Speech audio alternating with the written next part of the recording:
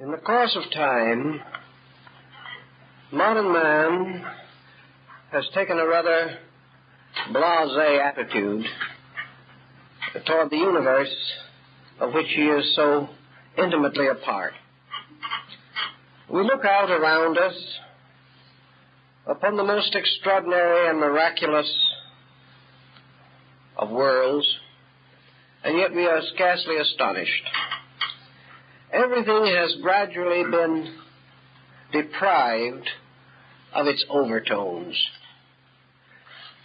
Children have much of wonder in them, but as we grow older, this wonder ceases, and a kind of glibness takes its place. We do not have the answers to most of the questions that we ask, yet we are not inclined to leave very much sentiment in ourselves toward this world and its wonders.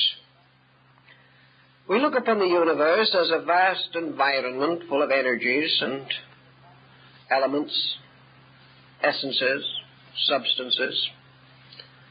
But then we have transformed the world in which we live into a kind of cosmic laboratory.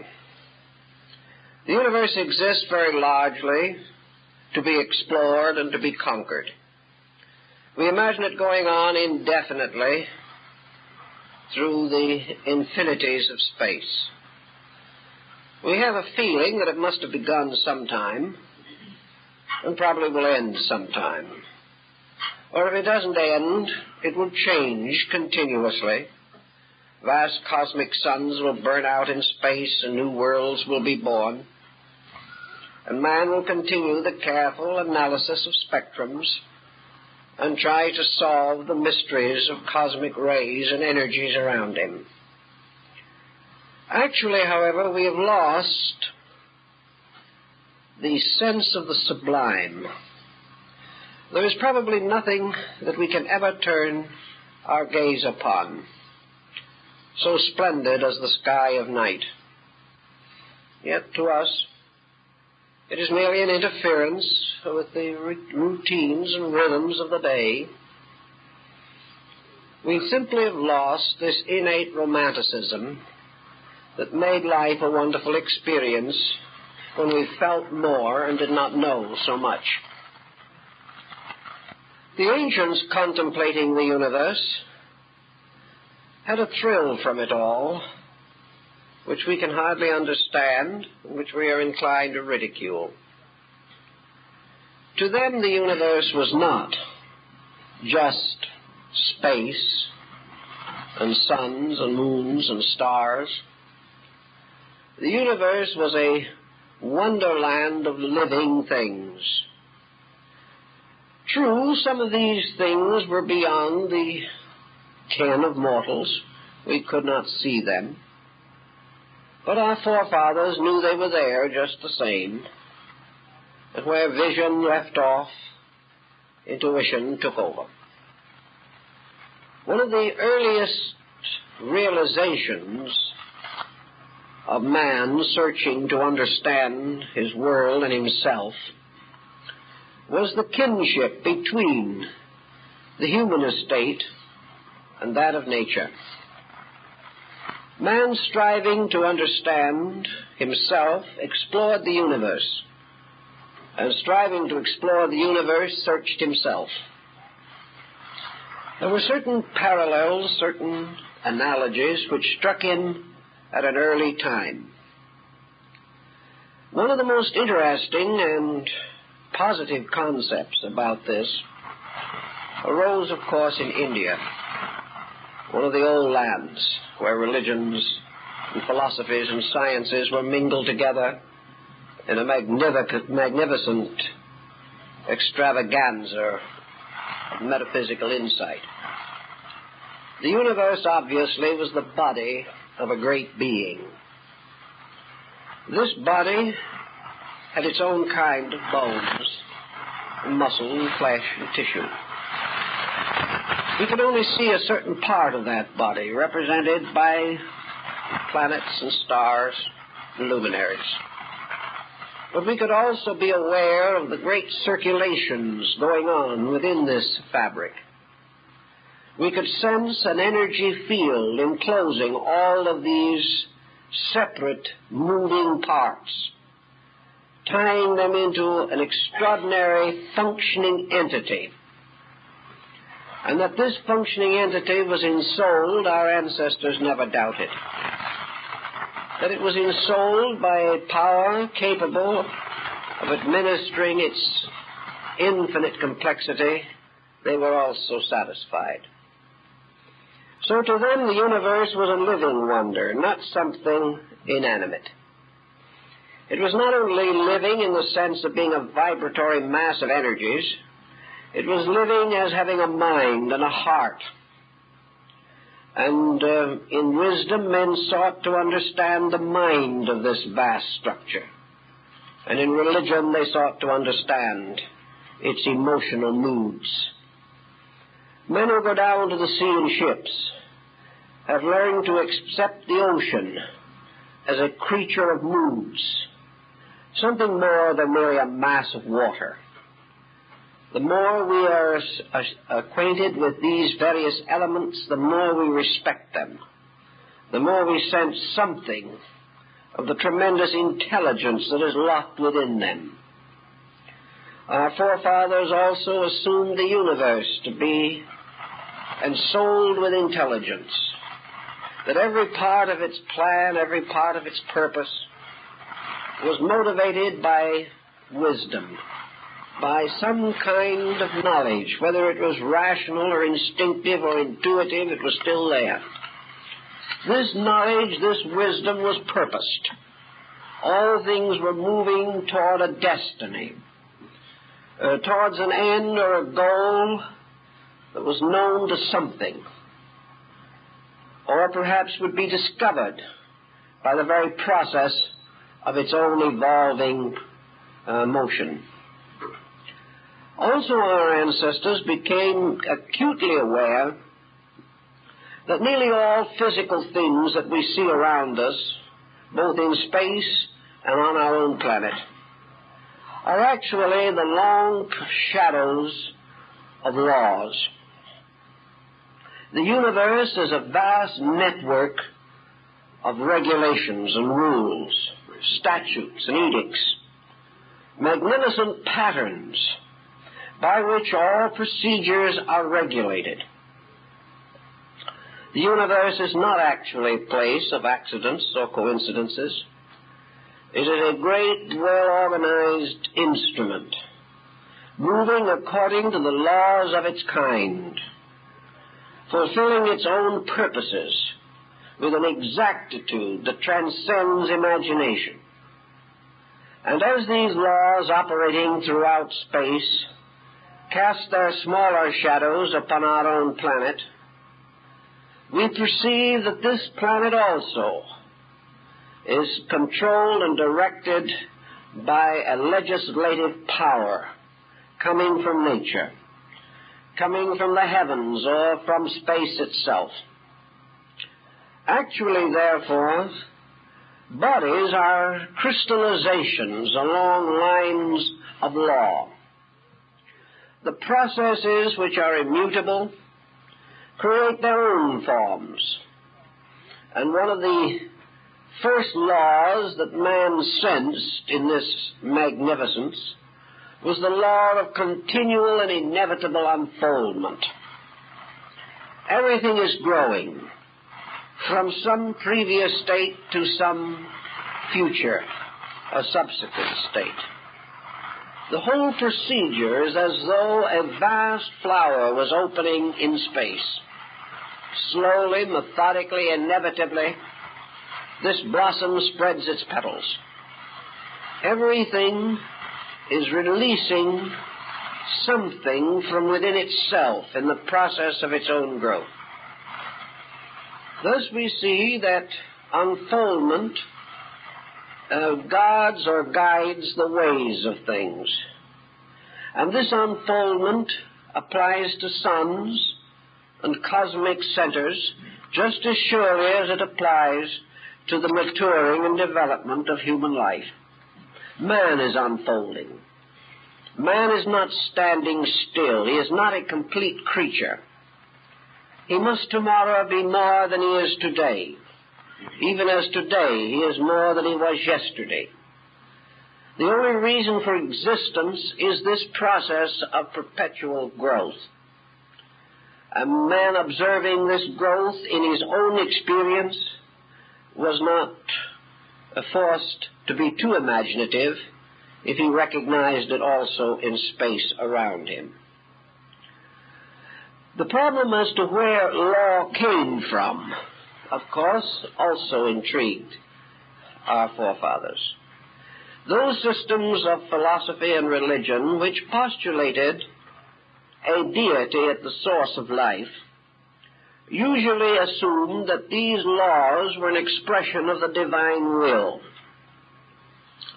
Deity could be a despot, imposing its purposes upon its creation with inevitable finality.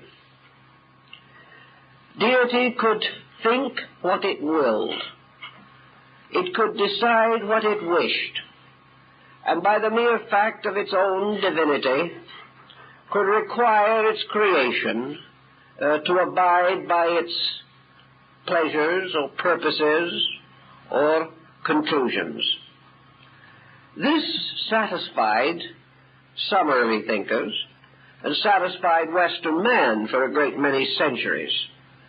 But there were certain inconsistencies in the concept. It seemed more reasonable to assume that in some way this world was not a despotism, that it was not ruled over by an arbitrary force. For if this force is truly arbitrary, then the thing that we are seeking most of all, the growth of things, would be frustrated. An absolute autocracy at the source of life would amount to predestination. It would end forever the free will of the creature. And if the creature is subject to the whims of an absolute autocracy, then moral responsibility is a fallacy. How can we be expected to be able to resist the edicts of an arbitrary deity? And how can we expect to develop character if we are constantly forced to follow certain procedures whether we will or not? Thus we have the problem that worried Job, the problem of man's freedom to be himself, and in this freedom finding the responsibility to be a better self each day. It therefore occurred to the more philosophic nations that the idea of a complete fatalism ruled by an inevitable pattern of divine autocracy, with deity operating according to pleasure or displeasure and not according to value, that this could not be held as a basis for an integrated universe, that it is not reasonable to assume that deity could be partial to some peoples and neglectful of others, or that God could be subject to hate or whims of jealousy, or could be responsible for any type of evil, even though it were only the hardening of Pharaoh's heart. So it became a pattern in the ancient mind to contemplate the possibility that law preceded deity. The deity did not create laws, but administered them, much as in the case of the leader of a constitutional government, or even a constitutional monarchy. Nations have their bills of rights, their Magna Carta, or whatever may be held and cherished as the statement of the rights of the people. These various documents are served by governments, maintained by them, protected by them, but may not be destroyed by them. Thus the question arose, could law have come before the gods? And there are many ways in which this could be made to seem rationally possible. First of all, as we explained last week, we have to find some answer to the mystery of where the gods came from. And it might be easier to assume that they were products of law than to assume that they were spontaneous creations, something coming forth out of nothing.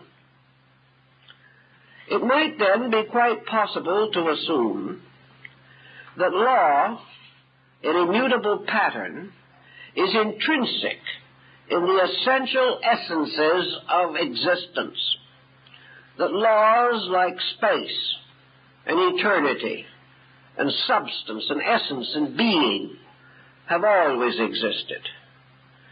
Therefore, that as long as the essential elements from which the world is fashioned are eternal, law can be co-eternal with these elements. For unless this is true, these elements could never change their relationships with each other and could never pass through the vast pageantries of creation which we behold when we study the stars. Therefore, the wise came to the conclusion that before gods and men there were laws, that these laws were the rules innate in all energies, that energies are self-governing, that all principles and patterns are self-maintaining, and that as surely as crystallization in rock or fission in cells, these take place with or without the consent of man or any arbitrary force that we know, simply because these processes are the right, natural, and inevitable procedures. Because this is true, then all existence is sustained by innate processes, invariable and utterly consistent. The universe itself is a manifestation of these laws in operation, just as surely as the frost picture on a window pane or the intricate geometric structure of a snowflake. These laws do not require the kind of theology with which we have been familiar. It would be rather difficult for us to imagine the anthropomorphic deity of our ancestors being much concerned with frost pictures or snow crystals. This deity seemed to be mostly involved in the miseries and misfortunes of mankind, spending part of his time saving his creation and the rest of his time wishing he'd never created it. This type of thing was not likely to advance the universal procedure. But if we assume that every substance has its own rules, and that these rules have always been, and that we know the substance today merely because it does obey its own rules, and that every element that we see is truly a symbol of a process, that all compounds are symbols of the elements which create them or produce them, and every form of growth around us is simply a law bursting into expression through its proper means and methods. It is because of such lawfulness that man himself has been able to compile a kind of index of natural laws. The wise from the beginning have been discovering laws, but they do not seem to realize that all of these laws are but evidences of something else. The magnificent archetypal totality which can only be attained by all of these laws in operation, and must from the beginning express through the perfection of its laws, whether its expressions are visible to us or not. If space is actually a vast area of lawful energies, then of course it follows that man's adjustment to space results from the gradual insight which he gains as to the operations of these laws.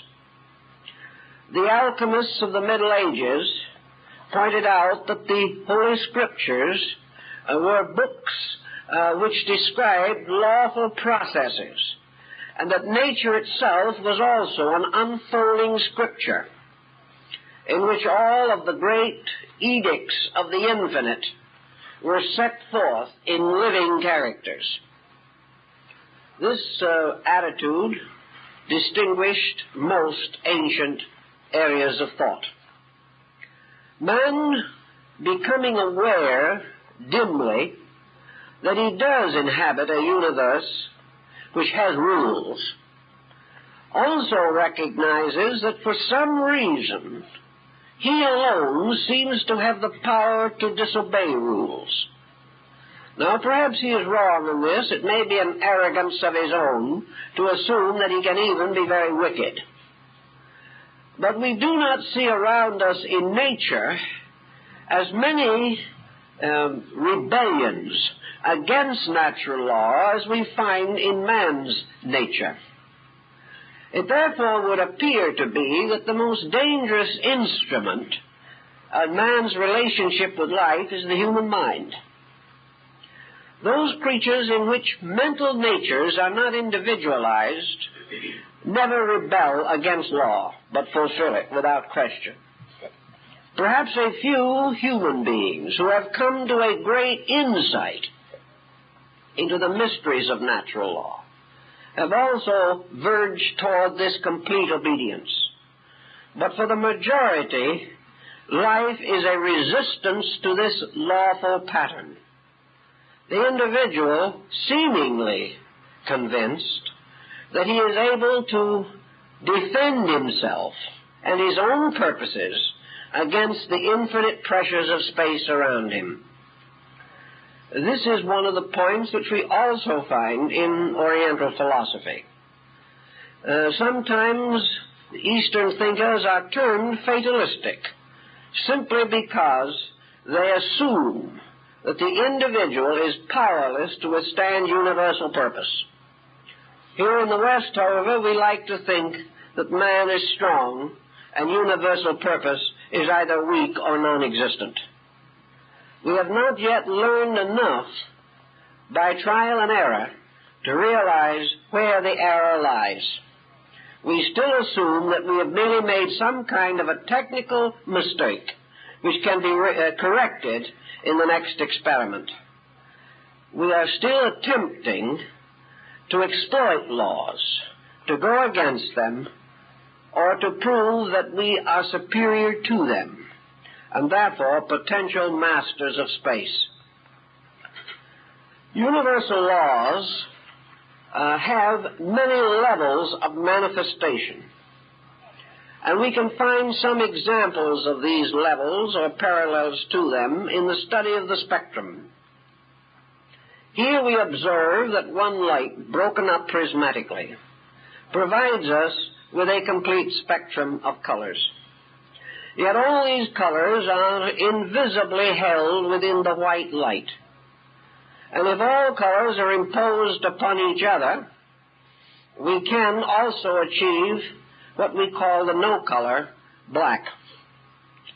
The problem that confronts many persons is to understand, if we can, how universal law breaks up into various parallel processes, each relating to a certain kind of life or manifestation. We do know, however, that as light is broken up to become colors, So the universal law pattern is broken into a mass of different parallel processes. We find law applicable to harmony and sound, to light and color. We find it in the octaves of chemicals. We find it also in the various technical arts and sciences which we are developing today. We find laws in language, in art and painting, in perspective, and in the various dimensions of dynamic proportion. We see laws in the canons of architecture, and we observe that if we break these laws, the resulting structure is not satisfactory. If we break the rules governing the processes of nature, these processes simply fail to fulfill themselves, or may turn upon us and endanger the individual who abuses them. If we build a house in defiance of architecture, it may fall and bury us in its rubble. Thus, everywhere, man experiences the need to discover the rules. There are laws governing even the simple trades of the carpenter and the stonemason. There are laws governing the professions, the methods of legislation and jurisprudence. Everywhere, experience has taught us that we have to set up rules.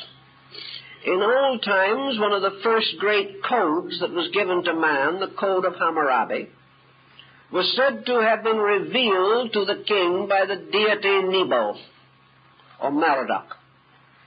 The likeness of the god was represented in the inscriptions at the beginning of the code. And in this code, Hammurabi sets forth his intuitive insight into the natural processes of human relationships.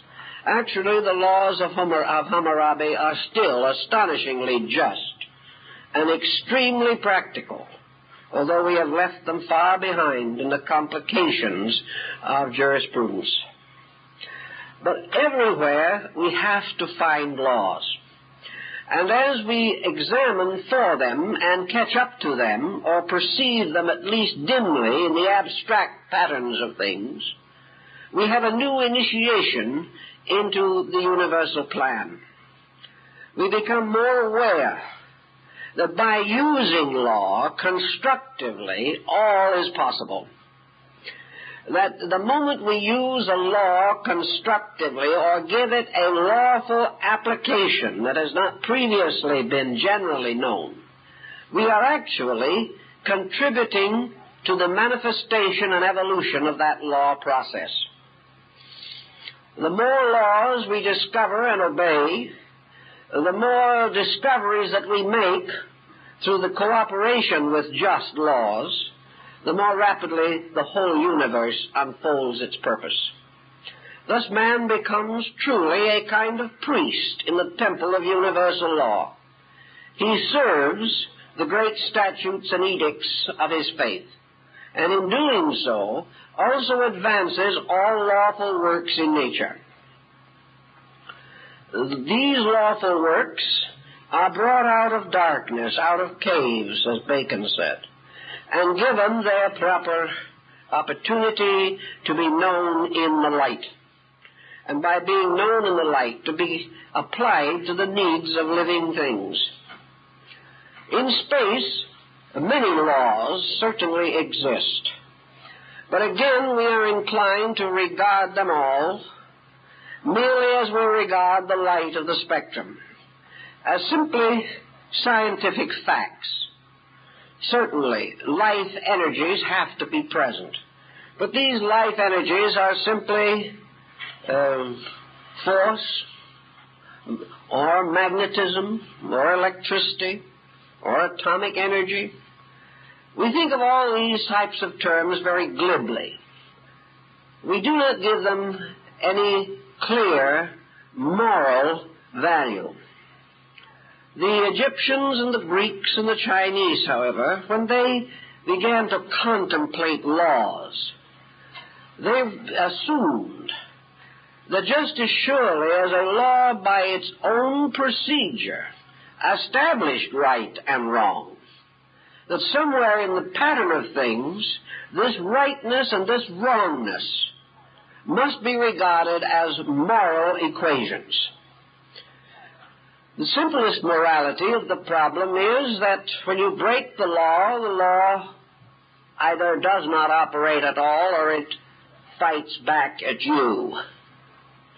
Thus, to do evil is to do contrary to the proper motion of the lawful purposes of things. To do wrong is to cross law in some way. And to cross law is to suffer. And suffer is punishment. Therefore, in nature, there is set up an absolute standard of right and wrong. And it is useless to assume that nature is amoral. It is not. It is moral because in the final analysis, morality is the use of energy. And the possibilities of use and abuse are clearly revealed in the very processes of using energy. It does not follow that you have to have a moral code of your own. It means that if you do not have such a code, your scientific process will reveal it through the very procedure you are following. And if for some reason you refuse to accept the moral implication of the experiment you are making, you will have an explosion in the laboratory, or something will go wrong, has it in your own security or the success of the experiment. So that there is this good-bad factor. Good in this case being the advancement or cooperation of law. Bad being the failure of this advancement and the conflict with law. Now, evidence is always present that in the conflict with law, man is conflicting with something so far beyond his understanding that he can never actually win. He can never change law. But law can always change him. In this battle, then, any attitude of his own which is inconsistent with the laws governing elements, substances, processes, values, any such inconsistency must lead to misfortune of some kind. The ancients, putting all these laws together, followed much in the concepts of Sir James Jeans and came to the conclusion that somewhere at the seat of life, in the universe, in the cosmos, in space, was what might be termed universal intelligence. Universal intelligence does not mean a conscious universal deity. It does not mean that there is someone out there pondering upon the imponderables of existence. It does not mean that there is someone who is moving the pieces of a cosmic chess game. What is really implied is a permeating universal intelligence, an intelligence that is everywhere, in everything, and of everything. An intelligence which refuses to permit non-intelligence to be victorious in nature. An intelligence which causes all things to do that which is best and proper for themselves, unless a counterintelligence exists. And this counterintelligence seems to exist in man, but it is too feeble to hazard the outcome. It is not possible for man to go against this larger intelligence. Science, of course, can take the attitude, and has taken the attitude, that what is termed this universal overintelligence is simply the habit of substances and processes. That these are habitual. Yet if we study the word habitual carefully enough, we will realize that habits like every other substance in nature, are not self-creating. A habit, in order to exist, has to be cultivated in some way. A creature or a being has to do a certain thing a number of times repetitively before the habitual process sets in. Therefore, while it may appear at this time that laws are habits of space, we cannot assume necessarily from this that the habits themselves do not arise in some form of an intellectual or intelligible process. Man's habits certainly rise in the presence of his own intelligence, and there is no conflict between the concept of habit and the concept of intelligence, nor are they interchangeable terms. We must assume, consequently, that all the laws that operate in space bear witness to some kind of a legality, an orderliness, and that this orderliness is essentially constructive and purposed. That these laws also, relating to various elements, principles, processes, and conditions, are not brought into conflict with each other. And out of this vast pageantry of laws is brought the most completely harmonious instrument that we know, the cosmos. This does not mean that the cosmos never has an accident, but its rate is very low. For the most part, the cosmos is the most perfect integration of interrelated factors that we can possibly conceive. This must mean, therefore, that these laws progressing and expanding through space do not come into conflict with each other. Which brings us to another important thing. How is it possible for any mass of laws tossed into the seething cauldron of creation not to end in some kind of a witch's brew? How are we to explain that all these laws never conflict? We know that in a community in which we set up a few laws for mutual protection, these laws are always unjust to somebody. That the laws of a city may differ from those of a county, or of a state, or of the nation, bringing the most lamentable confusion. That the laws of various nations will permit a crime in one country and punish it in another. Also that these various laws require constant amendments due to the fact that experience proves they are inadequate. And the great legislator of today is the forgotten failure of tomorrow. All of our legislations, and we are conscious beings, presumably, end in confusion. We create too many laws and cannot enforce them. Our laws, as one of the Greeks said, are like spider webs which catch small insects, but through which the greater criminal breaks and escapes.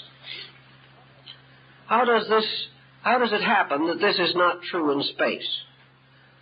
How can laws relating to innumerably different qualities, energies, forces, and substances all apparently work together in a splendid pageantry of cooperation?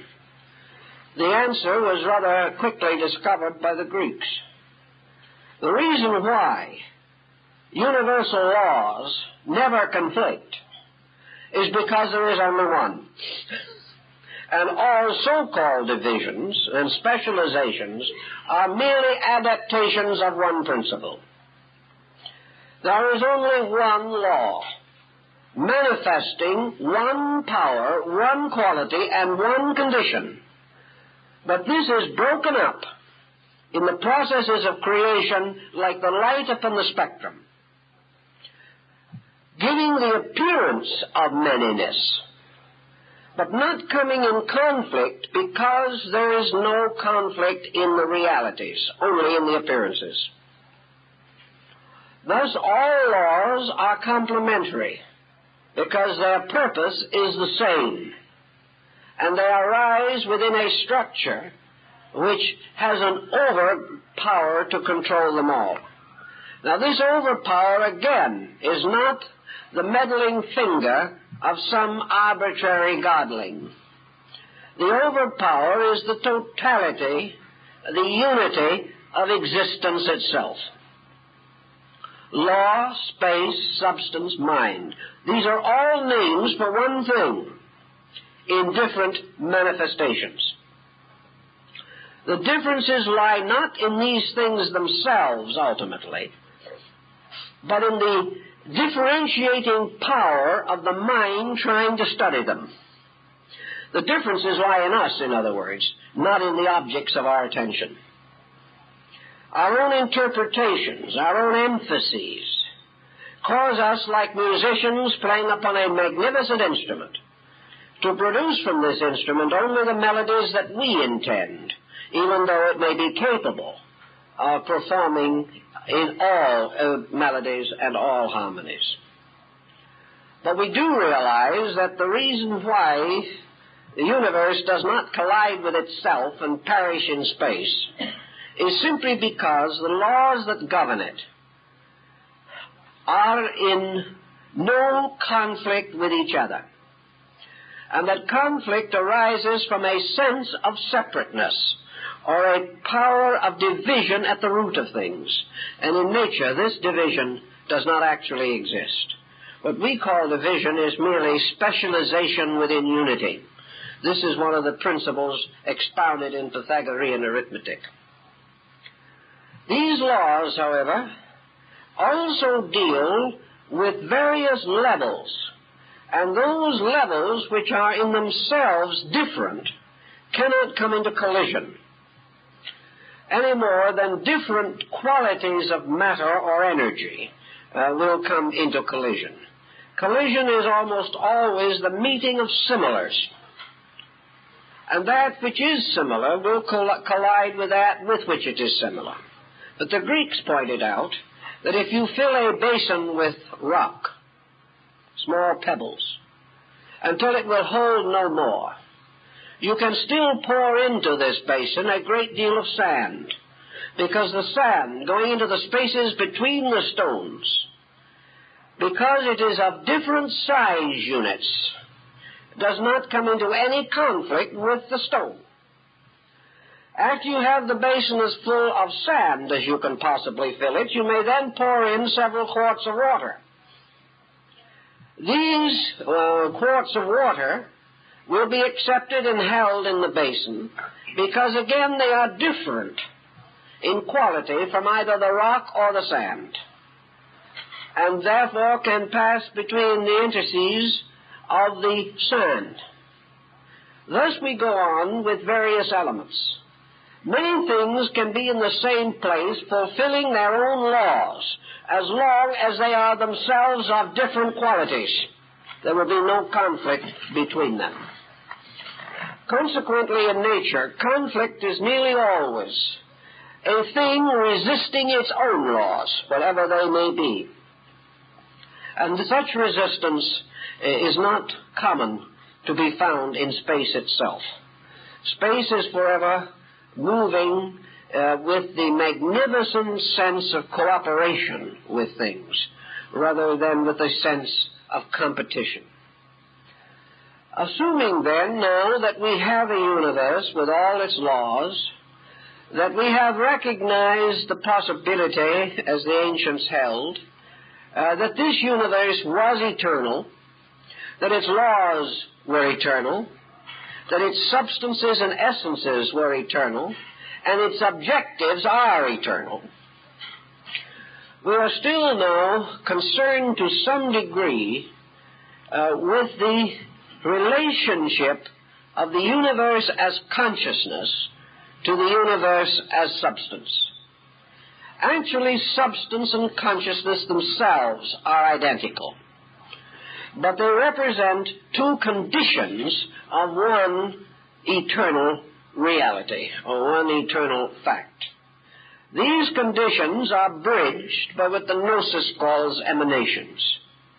The conditions of consciousness become more and more restricted, resulting in a descent of value. The elements of substance become more and more refined or attenuated or sublimated, causing an ascent of substance. And where consciousness descending and matter ascending finally meet, we have the point of junction, or the point of control, wherein consciousness regains its positive relationship to matter or substance. Let's try to understand a little more on this particular theme. Consciousness, as we use the term today, must exist in space, or man could not be a conscious creature. The thought processes that we use must also exist, potentially at least, in every atom of space, or man could not have them. Thus we are dealing with a universe potentially conscious, potentially intelligent, and potentially endowed with all feelings, emotions, and sensory perceptions. These must be in the seed of things, even if they have not grown. Man is by no means the only product of space, nor is he the noblest. Therefore, there is every reason to assume that long before his advent, other forms of life had achieved consciousness, had achieved intelligence, and had released emotional and psychic content. This would mean, then, that there have to be powers superior to man, possessing intelligence. What are these powers? Some of the scriptural writers, particularly St. Paul, refers to the hierarchs, the angels, archangels, thrones, dominions, principalities, and powers. These were regarded as great waves of superior life that had passed beyond our consciousness, but which belong to the same vast unfoldment of which we are a part. Science would not have had much luck trying to identify the archangelic hosts, but science is confronted with organisms or structures superior to man, which it has not been willing as yet to give much attention to in terms of consciousness. The most normal and immediate of these structures is a planet. Is a planet to be regarded as the production of an evolutionary process? We have our physical, astronomical interpretation of how planets come into being. But we are no more talking about planets in this respect than we are talking about men when we discuss the various developments of the fetus and the embryo. We are talking only about bodies. Science can explain bodies, but science is still having a very bad time trying to explain man as something separate from or superior to body. And many scientists have not yet made up their minds that man is separable from body. But science will admit that when the proper kind of a body is generated, something that passes for intelligence in humanity is also revealed or released. Perhaps we are a little optimistic as to the measure of this intelligence, but something capable of learning to read and write is produced, even though it may never be taught to read and write. That's another problem. Science, assuming, therefore, that a fortunate combination of processes produces a human body in which intelligence can develop, is in the presence of other fortunate combinations of elements from which planets have been produced. Now, planets cannot hardly be regarded merely as persons in the term that we use. But we have no reason or right to assume that intelligence depends utterly upon a peculiar type of structure which we denominate the genus Homo sapiens. There could be other kinds of creatures, which could have intelligence as great as our own or even greater. If the intelligence of these other creatures was identical with our own, we would be able to interpret it. We would recognize it. And seeing something that thought the same way we did, we would say, here is another magnificent example of erudition. But if this other creature had a mentation process too low for us to estimate, we could not know it. Or if it was too high and went beyond the trivia with which we make up our intellectual lives, we would have also no way of recognizing it. If planets have intelligence, it is obvious their intelligence is not the same as that of man. Also, it is quite possible that many other creatures have intelligence. And the fact that these creatures are not favorably regarded by man as being subject to intellectual advancement does not change the possibility. For mentality can exist on different levels and planes. And an intelligence, for example, that is completely introverted, turned entirely within, might become a very great and luminous being. But man would have no way of estimating this unless the intelligence was released or reflected in common action which man understands. That is why Burbank was of the opinion that we underestimated plants, inasmuch as many of them have more sensory perceptions than man has. But their area of mentation is different, and that to us which is different is usually non-existent. Let us assume, then, that the intelligence of a planet is not the same as ours. That being a much vaster and more ancient organism and far more complex in its structure, we might assume that the planet was more highly evolved than an individual, and that therefore it might properly be appointed as the throne of a deity, as it was in Greece and Egypt, and even the star angels of the ancient Jews. If we want to say that a planet is more highly evolved, then all we are actually requiring to demonstrate this is a proof that the planet possesses superior intelligence. This proof is more or less forthcoming at any time we look for it. Actually, each planet has sustained its own evolutionary procedures. On each planet, forms of life develop. The lives of these developing species may extend into countless ages. Most recent investigation indicates that man has been here as a recognized species for at least 15 million years. Therefore, the Earth produces from itself. Not only does it produce forms of life from itself, but it also radiates from its own nature electrical and magnetic fields which can likewise be estimated.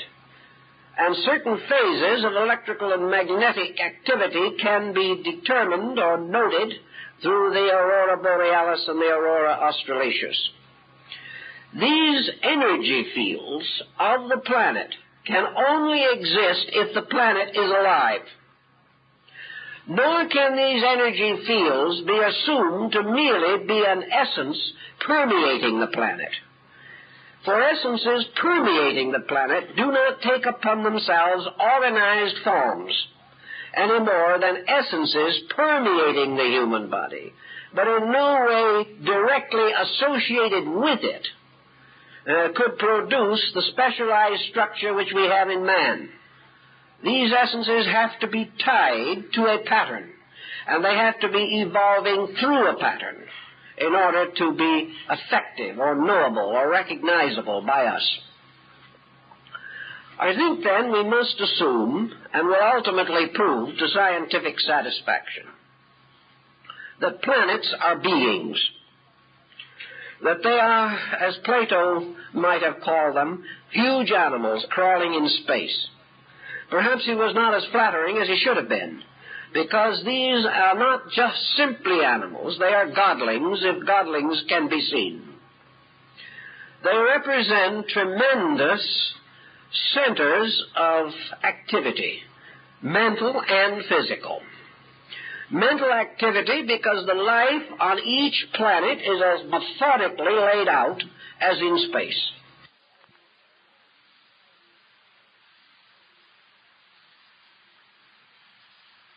Thus we must assume that a planet is a consciously obeying organism, that it is fulfilling law, that law is being released through it.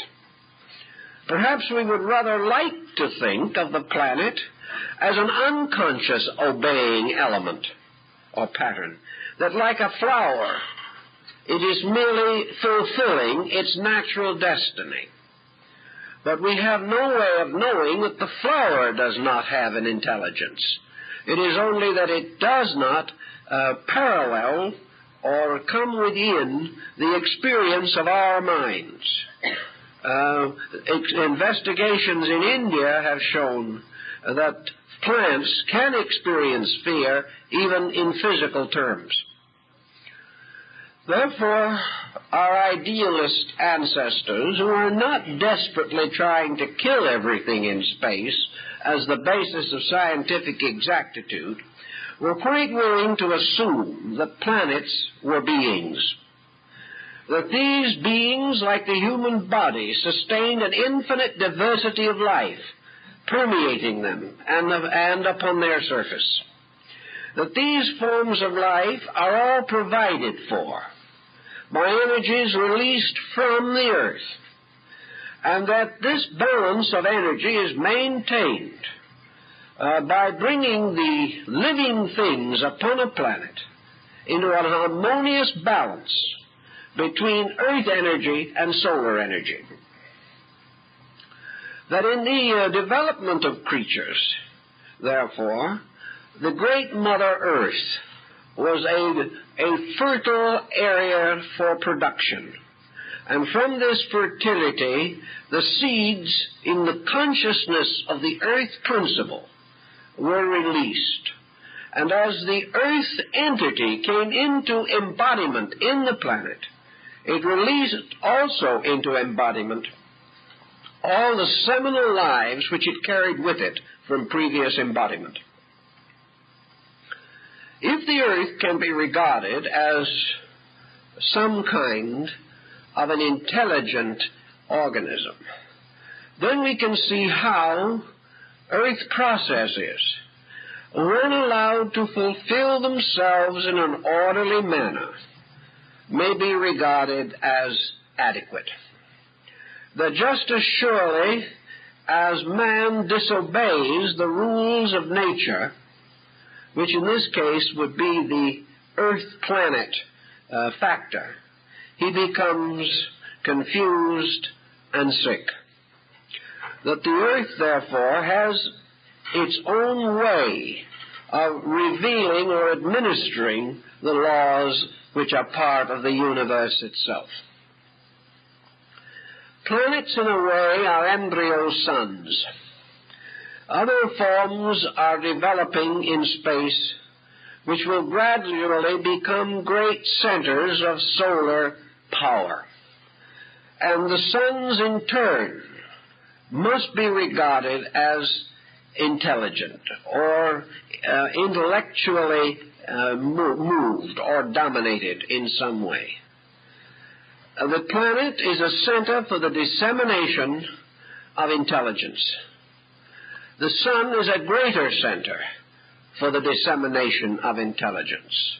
All of the great central focal points, even beyond the vast categories of constellations and the Milky Way, are immense areas for the release of intellectual or intelligible power.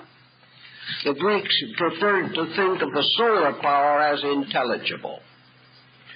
Actually, this intellect, this mind, this thought consciousness power is inherent within the radiance of suns. And this radiance, in turn, permeating planets, is reinterpreted through the planet as the wisdom of the elder is reinterpreted in the education of the child. Therefore, planets are children to the parent sun, which acts not only as parent but as teacher, continually radiating energy with indwelling intelligence, by means of which energy, by the way, naturally resists the misuse of itself. While it is not always able to prevent abuse, energy itself fights against abuse, providing every possible means of right usage and immediately punishing abuse with some form of a disaster. The next point that we have to bear in mind, perhaps, is that from all these various centers of consciousness, light, life, power, force, energy are moving, and that these are all interchangeable terms signifying the same principle in different levels of manifestation. Therefore, in every level of manifestation, intellect is present, but specialized in different ways. In every level of manifestation, consciousness is present, but is differentiated variously. In those forms of life which are not yet capable of maintaining an organized consciousness, we find this conscious principle working apparently upon and through form by means of instinct. Various minute microorganisms fulfill the laws of their being, although we can find no evidence in them of any central nervous system or any mental structure. We know, for example, that creatures without any vestige of a brain, so far as we can discover, are capable of at least rudimentary mentation. That these creatures that have no brain, no way, as far as we can tell, of knowing anything, no sensory perceptions by our standard, can still become aware of food, and will draw themselves or move themselves relentlessly towards this supply, and will in many instances show extraordinary skill in the capturing of the necessities of life. Thus, that which has not any eyes can apparently be aware of food. That which has no mind can scheme a way to get it. We have to have only one answer to this, that the mind and these sensory perceptions are there, but on a different level from ours. And if the level is different, there is no need for the clumsy process of building brain the way that we do. This is a peculiar process necessary to our own species, but in no manner demonstrating the ultimate of the intellectual release. Laws also follow in the line of consciousness, and through planets and suns, laws are released by light itself. This, perhaps, is the explanation of the great Buddhist deity, the Virokana Buddha. This, or Dainichi Nori, is the great cosmic abstraction. It is the ultimate conceivable form of a rational being, beyond which we can imagine only the darkness of unconditioned space. Dainichi is the last conceivable shadow, the immensity which cannot be further increased without becoming unintelligible. This great cosmic power is the supporter and sustainer of all things through itself. And the manifestations of every conceivable level of existence are sustained by the energy, the great sun or solar energy, the cosmic solar energy of Dionisiori. The being, obviously, is hypothetical, symbolical, metaphysical. But the principle for which it stands has strong scientific possibilities, where it simply means that somewhere in the infinitudes of space is the master pattern from which universal and cosmic systems evolve, within each in its turn lesser systems, until we proceed downward from the greatest imaginable cosmic organism to the least conceivable cosmic organism, only hypothetically knowable even in the presence of the most powerful electronic microscope. We have then the infinitely great and the infinitely small bound together, all being expression of one process. This one process having as its root and substance cosmic consciousness. Just how we shall define this cosmic consciousness is also a little troublesome. A number of years ago, we had quite an epidemic of it among metaphysicians. Nearly anyone could have cosmic consciousness in 3 easy lessons. There seems to have been a little shortage of the complete result, but everyone was hopeful. Actually, cosmic consciousness is something that we cannot rationally conceive. If we can to achieve to it at all, it can only be by a direct experience of consciousness, which might be termed a mystical experience. But this mystical experience available to man could only be one of the lesser reflections of the great pattern itself. Cosmic consciousness cannot be directly experienced. It can only be symbolically experienced through the contemplation of the cosmos. In other words, if there is anywhere a form capable of bringing the cosmic consciousness within the conception of man, that form is the cosmos. This is the great mandala. This is the universal symbol by which man may sense but not understand the measure of the universal consciousness itself. Man may recognize aspects of it, but he cannot possibly experience the totality of that experience which projects worlds into existence. Science is divided, philosophy has been divided at times, as to the nature of this consciousness. Some skeptics have said, are we simply fooling ourselves? Is this so-called cosmic consciousness merely a term that we have invented to explain a mechanism that we cannot understand? The question to them, of course, is, does the universe require this basic consciousness? Does it require anything except a perpetual motion machine? An instrumentality which can propagate itself forever without any need for a sovereign intellect. This is a persuasive argument inasmuch as it also makes further thinking on the subject unnecessary, and very few people want to think if they can possibly avoid it. But actually it does not solve very much.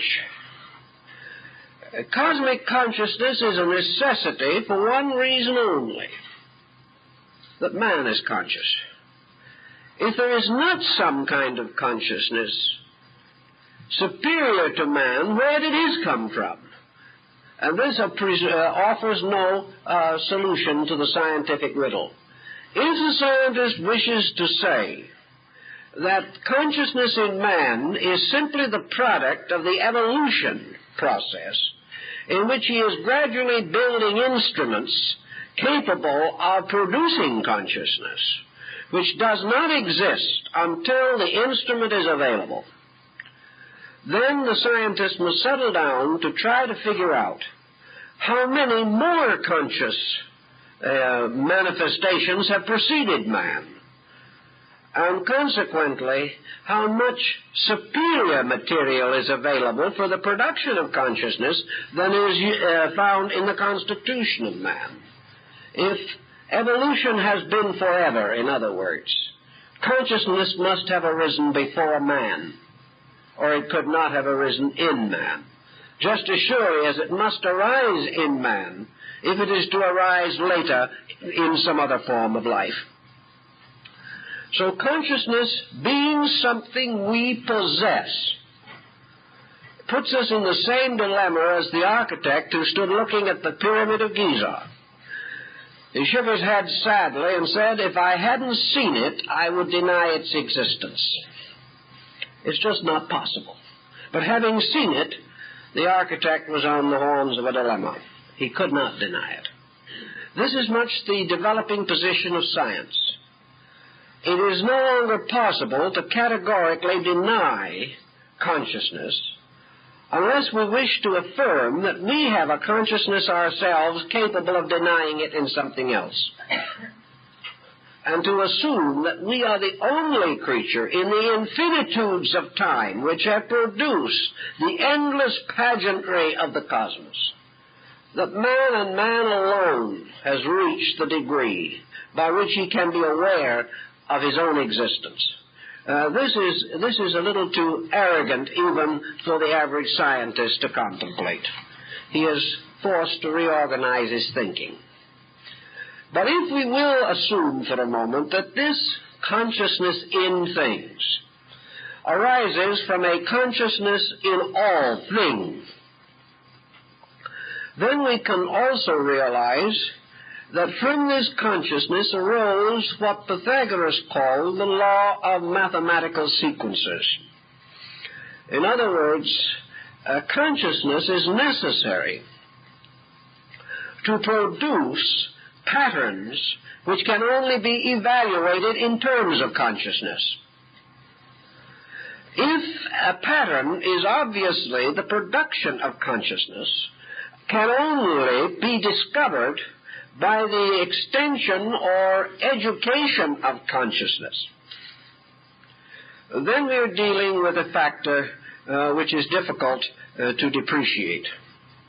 We are confronted with the simple inevitable that consciousness itself must be at the root of all these conscious processes which have within themselves a sense of a live value. Mathematics, for example, which with all its phases and all its departments must be regarded as something so profoundly intricate that it could only have been produced by an intellect superior to itself. Man has not even begun to explore the profundities of mathematics. And we cannot say that geometry has evolved by merely tossing together a series of unrelated accidents. Mathematics alone demonstrates the absolute order of existence. And mathematical procedures and processes and instruments used as we have used them in atomic research to carry on beyond the power of the human mind, so that we have to depend entirely upon formulas which operate, although they cannot be interpreted in terms of human experience. We have to assume that man in the next 100 years or the next 500 years will penetrate still further into the mystery of mathematics. To do this, he must use his conscious faculties. And he can gain his own knowledge only by the increase of these faculties. We must come to the conclusion, then, that any problem which consciousness alone can solve, and which solved proves to be an absolutely orderly procedure, that such a process can come into existence itself only by consciousness. There is no other way in which it can come into existence. So we are using consciousness, in a sense, our own consciousness, as a net to capture universal consciousness. If we could capture universal consciousness with plain stubbornness, we would use that. If we could convince ourselves beyond all doubt that there were no universal processes, we would also follow that as a line of least resistance. If we could conquer universal procedure with our appetites, our emotions, or our sensations, we would use those. But we cannot. The only way that we can investigate the universe around us is through the use of the highest faculty that we possess, the conscious mind. The answer has to be that the thing which we are investigating was the production of a mind no less than that which is required to discover it on our part. So cosmic consciousness is more or less justified irrationally by the evidence which arises from its own existence. In mysticism, man himself has always sought to some way penetrate the purposes of deity. He has always desired to know the will of God. Religions have been created on the basis that they were revelations to sages, saints, patriarchs, prophets, by which the will of deity was made known.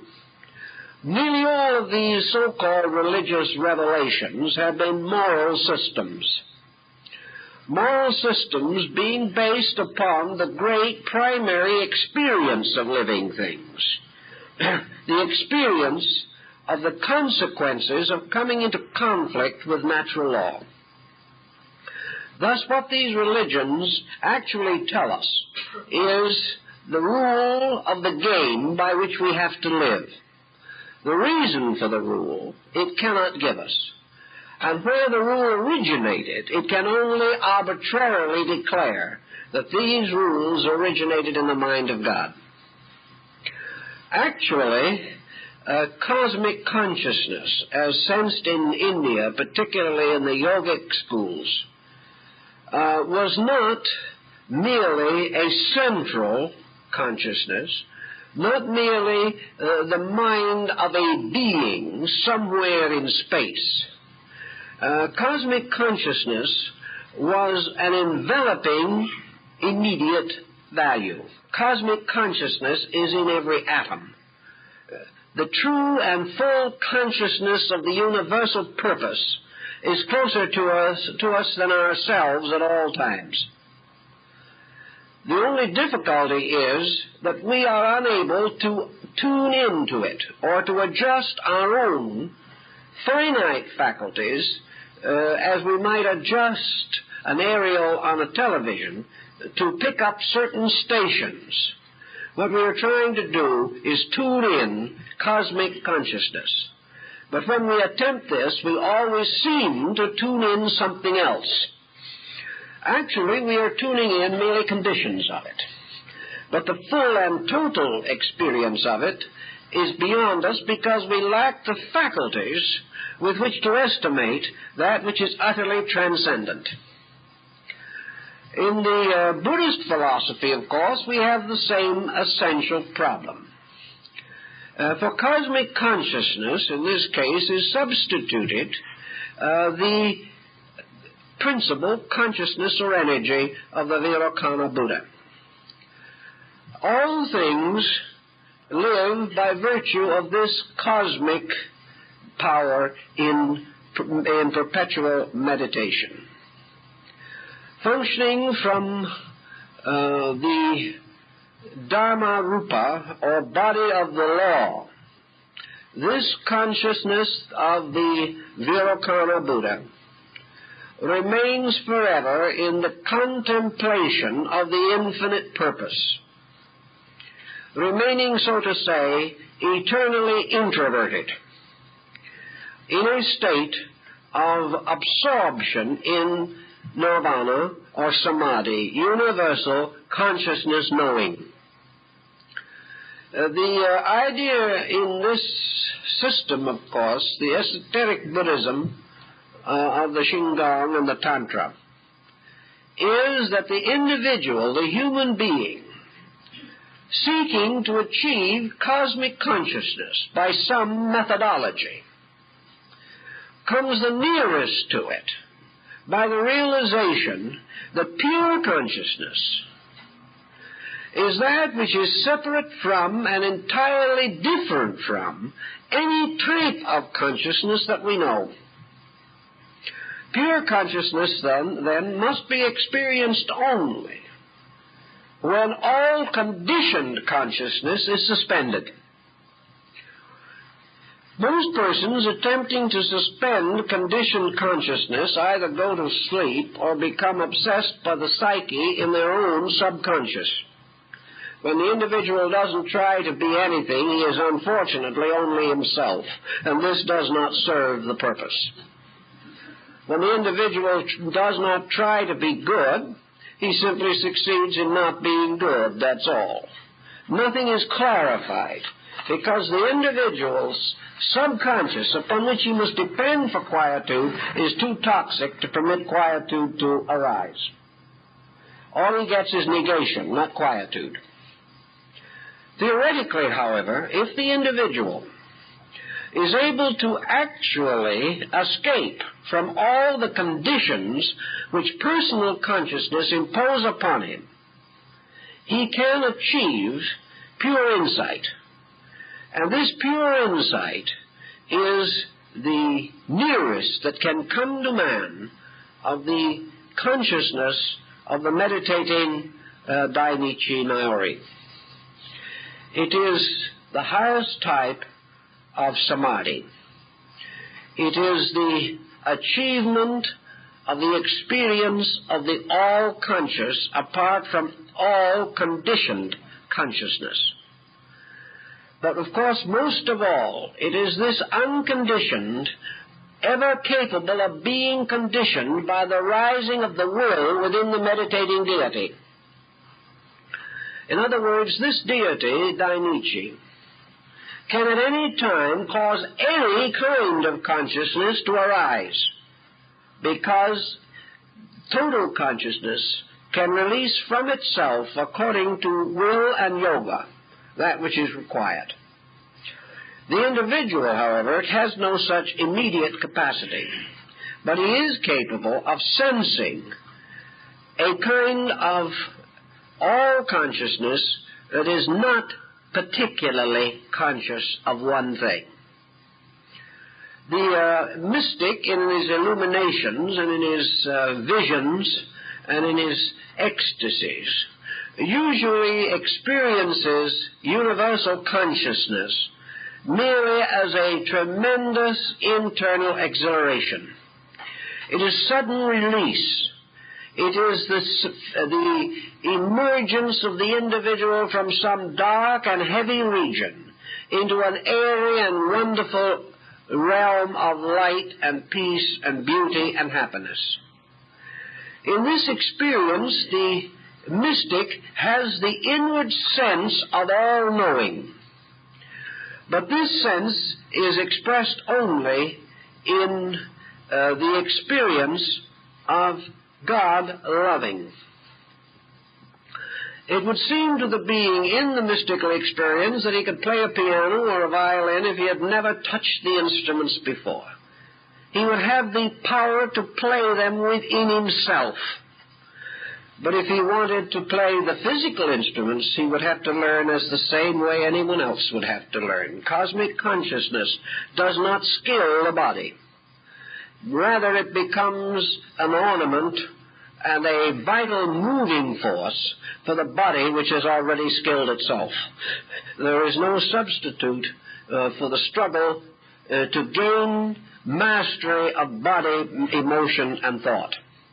But in this experience of cosmic consciousness, the individual has the sense, a strange, perhaps impossible, over-recognition of the unities of life, of the tremendous realities of things. Antagonisms, separatenesses of all kinds fade away. There remains only the sense of the profound accord between all of the parts of life, the experience of being one with the universal consciousness itself. And this universal experience is as though consciousness was a great sea or ocean, permeating all things. And in Buddhism, the individual attains this in the mantram as the dewdrop falls back into the shining sea. The individual becomes one again with the eternal. This type of consciousness, if man can even sense it, suddenly unfolds for him the entire pattern of the universe. He realizes that the essential universe is consciousness, that all of the appearances and forms that we see are merely, as Plotinus calls them, the effulgent blossoms suspended from the divine nature. That everything actually is a mystery in consciousness, forever moving towards the destinies which lie hidden within its own depths. Man, sensing something of this, then is able to understand, at least in a measure, how all laws, all principles, all processes can be within consciousness.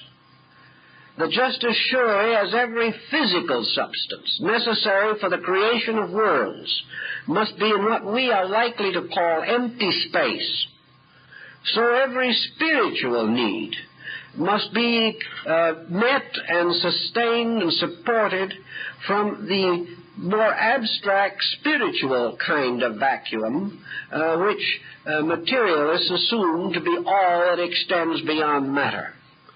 We have to assume, therefore, that this invisible, intangible thing, which we call spirit or consciousness, is absolutely the source of all tangible, manifested existences.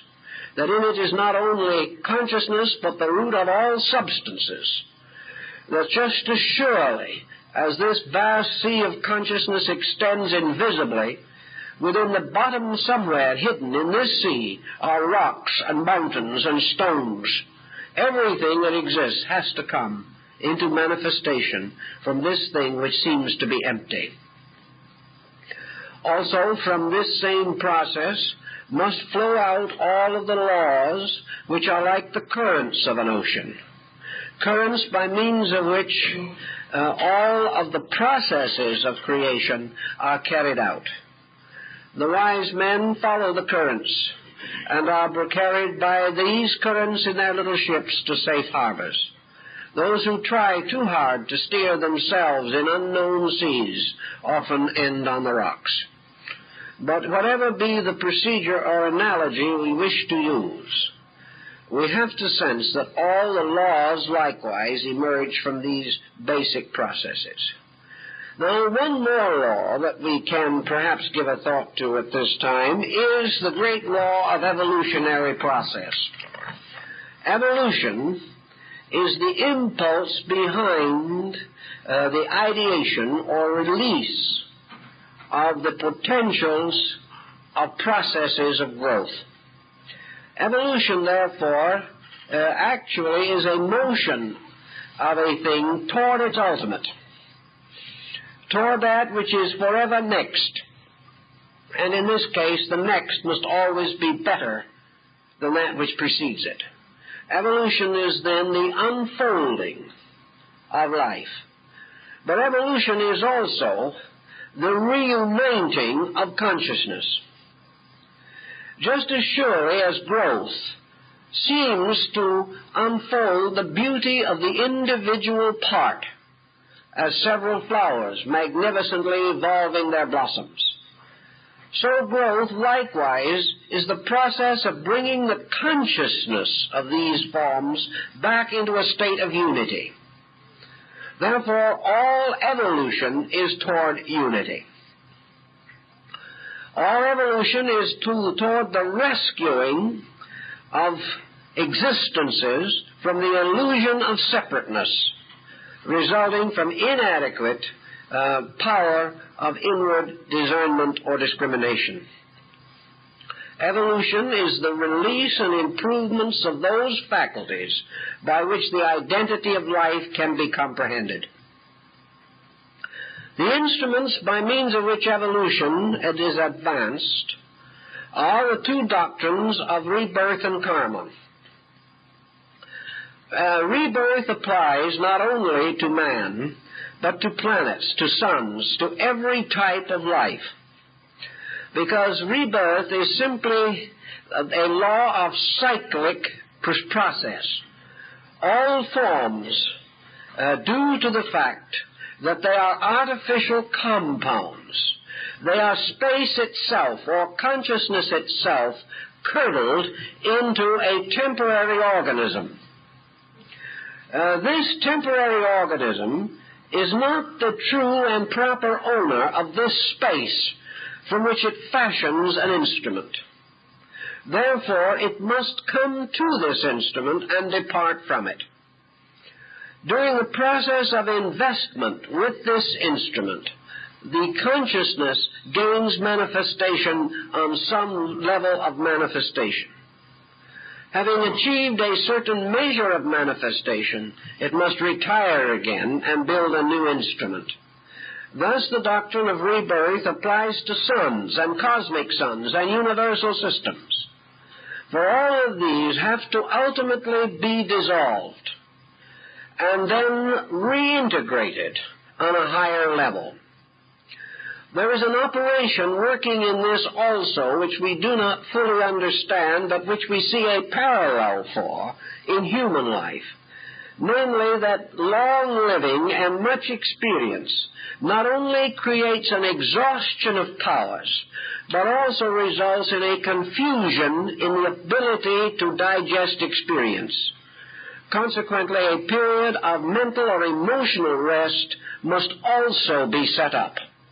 Otherwise, the person is unable to escape from the crystallization of his own faculties. And in some way, the crystallizations in space produce also this degree in which they imprison or frustrate life. Therefore, the forms must be dissolved and rebuilt. Karma applies likewise to all creatures possessing initiative. Karma is still the guardian and leader of every power or condition which decides or arrives at any conclusion about anything. The deity, if it wills to create, must accept the consequence of creation, which is usually to be absorbed into the creation and die there, at least temporarily, to be resurrected later through the evolution of the creation itself. But wherever there is action arising from determination or from consciousness, there has to be attendant reaction. This is why in the Buddhist philosophy, nirvana is actually the suspension of the impulse of action. Nirvana is the continuing of a causeless state, which cannot therefore produce any consequence. In this way, there is a complete suspension of the processes which either build up or tear down by cosmic procedure. Karma is both good and adverse. The greater the degree of consciousness, the greater the virtue of karma. Therefore, the concept of heaven, which is actually the karmic consciousness of a deity which cannot create evil. This is the old philosophical clue. Whereas hell in philosophy is always the creation of a consciousness capable of evil. And consequently, the infinite creates the heavens, and men create their own hells. In karma, this procedure, therefore, follows along and sustains the procedures of existence. All of these move about the principle of equilibrium, which is also established as a pattern in space. For equilibrium is the condition of the pure principle of space itself, within which polarization arises, but the space itself is never unbalanced. Equilibrium, therefore, is the symbol, actually, of eternity. It is the symbol of that which unborn cannot die, unfashioned cannot be destroyed, having no beginning can have no end, and having achieved complete equilibrium within consciousness can never again be embodied in an unbalanced organism. These processes all exist, and these principles all reside in space, together with many more, of which we are now unaware. And it would seem that sometime along the way of life, great thinkers and great leaders of knowledge should be exploring the mysteries of the cosmos for the discovery of these great values, these great principles, so that someday we can build upon them a science of human regeneration based upon man's restoring his true insight into his own relationships with the cosmos. If this can be attained, man attains the greatest degree of security that it is possible for him to know. Well, I guess our time is up for this evening, folks, so we hope to see you next week.